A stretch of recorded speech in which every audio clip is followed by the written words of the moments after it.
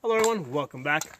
Today I'm doing some testing to see what 223 out of an AR-15 will do when it goes through multiple barriers. And what I did is I bought a bunch of steel drums today. Those green ones were brand new, and I've lined them up, and I'm testing to see, how many barrels can I go through and what the effect is. And the steel drums are very thin-skinned. So over here I have a 22, right? And just to demonstrate,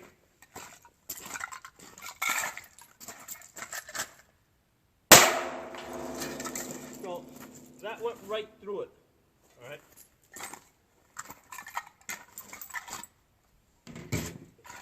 Let me mark that hole.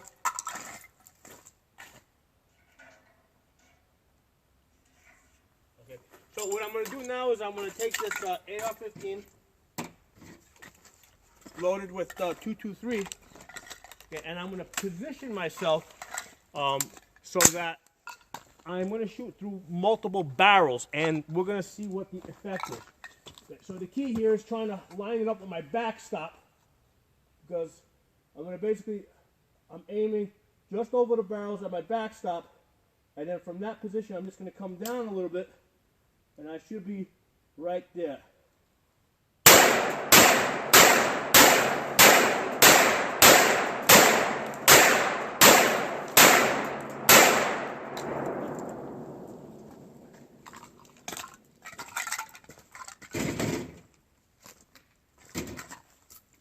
So this is cool. Let's get the camera and let's walk down range and see what the what happens to the 223 round, which is very similar to the 5.56, as it goes through these these barriers.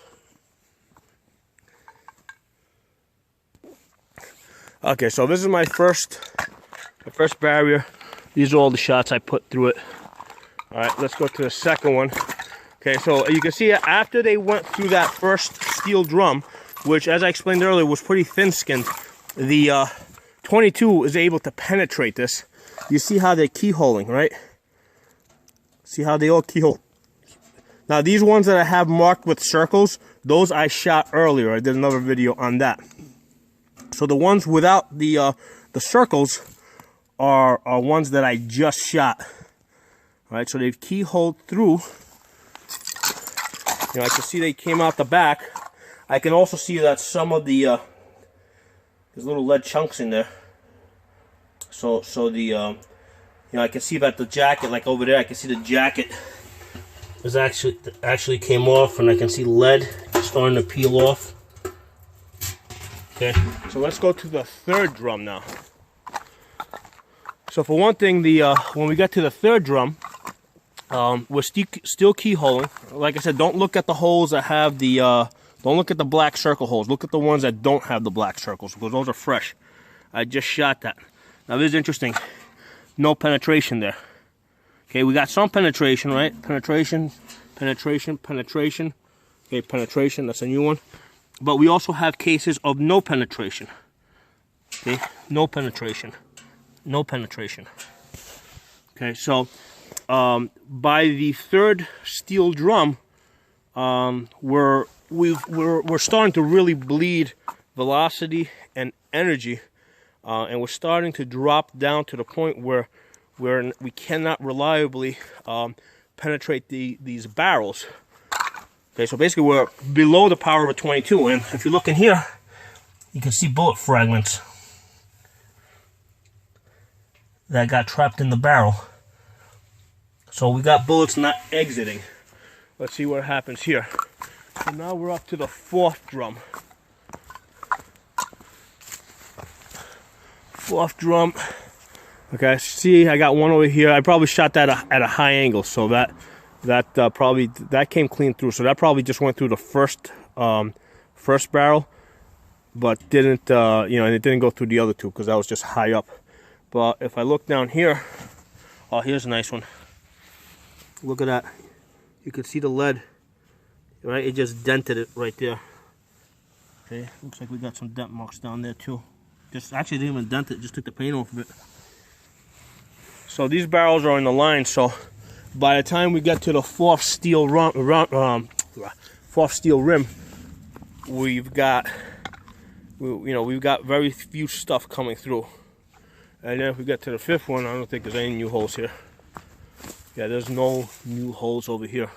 This, to me, this makes a great case for why the AR-15 is such a great home defense gun, because it's got a lot of power. Like you see those car rims I have on the ground over here.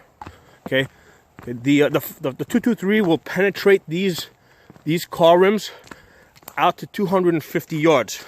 Okay, right here they're at about 25 yards. I shoot them at, but I'm able. Oops, there it is.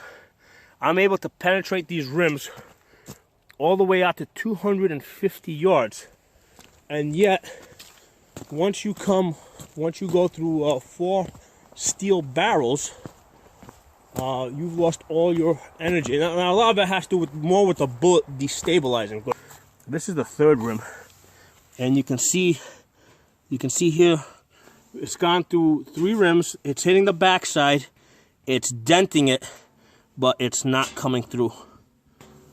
See that? It's just denting it. That one came through. That one barely came through. Probably a fragment. Same here, probably like a fragment. But this is really interesting. This one over here just kind of, it hit the back and it just took the paint off of it. Let's take a look at it from the inside. See that right there? Came through, just ripped it just a tiny little bit, but definitely didn't make it through. Look at that right there. See that? See that? These are all bullets that. So most of the bullets got stopped by the by a third rim, the third barrel. I kept saying rim. The third barrel, they got stopped. Definitely, on the exit side. Some of them on the entry side. Okay, because that never got through. That never got through. That never got through. So, and the reason is because this is, these steel drums. Even though they're thin-skinned, you're shooting such a light bullet, right? It's only 55 grains, right? I'm using 55 grain bullets. That once they go through that first barrier and they destabilize, they really don't have much mass. In fact, I'm going to try this now with the 9mm. I want to see what the 9mm does, and how many rims. I keep saying rims because I normally shoot rims. I want to see how many barrels the 9mm does. Maybe it will actually do better. Let's try that out. So what I'm going to do now is I'm going to use this 9mm rifle to see what type of penetration I can get through these steel barrels. What happens after the 9mm goes through multiple layers, okay, of multiple barriers.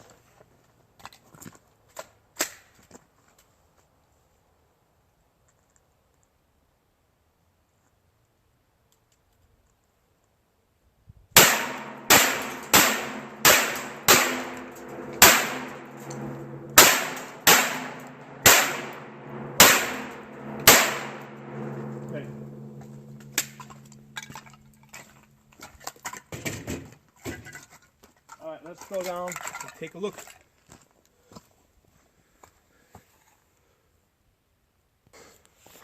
Alright, so here we go, walking through this. This is the first steel barrel that it went through.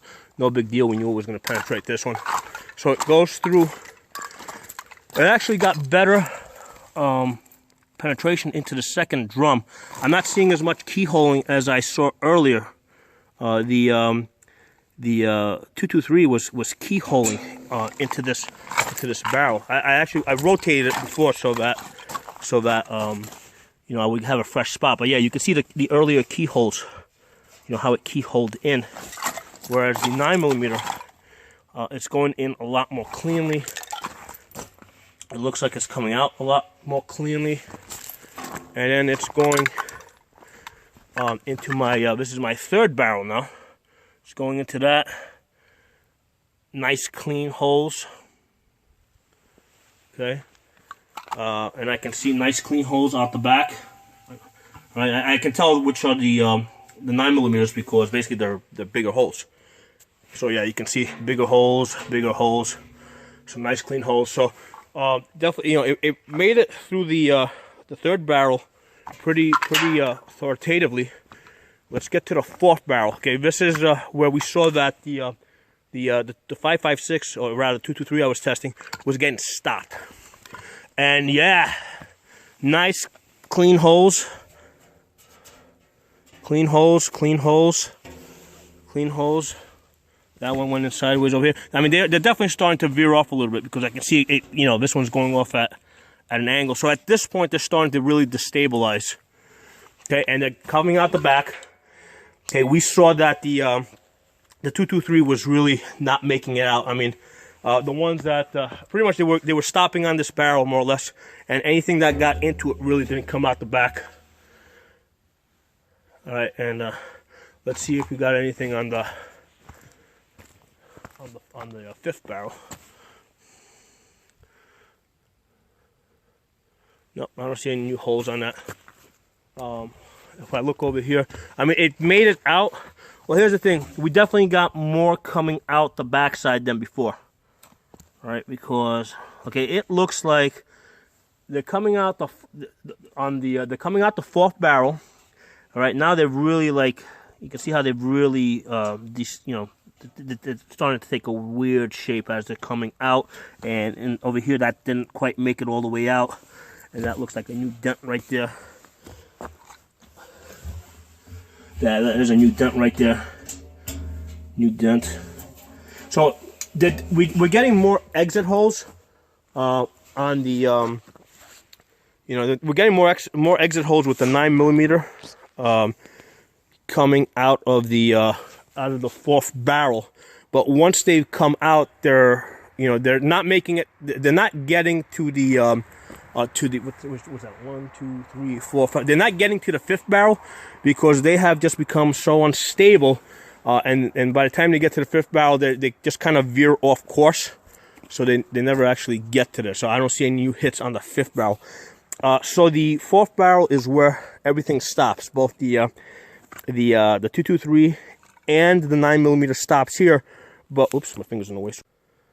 So we can say definitively that everything's pretty much stopping on the fourth steel barrel. Okay, the 9mm actually had better penetration because most of the 223 rounds stopped on the third barrel. Okay, with minimal penetration on the fourth barrel. With the 9mm, we're seeing we're getting more penetration into it, and we're also getting exit holes out of it. Okay, and then after that, they kind of completely veer off, so they don't make it to the barrel after that. So, you know, we can pretty much say definitively, you know, for a home defense situation, the 9mm is going to penetrate more. So if you're concerned with over penetration, the 5.56 or 223 is the less penetrating round when you're talking about going through multiple barriers. And I hope other people try this experiment and, you know, maybe do it with multiple layers of sheetrock. And here's the thing, you have to space it out. You can't have like 10 layers of sheetrock like an inch apart. All right. The key component here is that these barrels are about 10 feet apart. Okay, the space matters because once the bullet goes through a barrier, it needs time to rotate, you know, and become unstable, you know. So then when it gets to the following barrier, it's going in sideways, and it's losing even more velocity. So so what we saw today, 223 will pretty much stop by the third barrel. 9mm seems to be getting to the fourth barrel with some good authority. If you guys like this video, give it a thumbs up, share it. Hey guys, I want to show you really quickly a 9mm bullet that I was able to recover. You can see how it's, you know, it was just full metal jacket. Oops, and you can see how it actually, it kind of flattened out front. So instead of being like conical shaped, you know, pointy, it kind of peeled back a little bit and took a different shape. So these are 115 grain full metal jacket 9mm bullets that I was using. I was not able to recover any of the 223 I was shooting into these barrels. 223 just completely broke up. So yeah, basically, like I said, most of them stopped on the third barrel. We had a lot more success with the heavier 9mm as far as getting to the fourth barrel. And then just the you know, the lightweight 55 grain 223, just 3 barrels is all it could muster. Talk to you guys soon.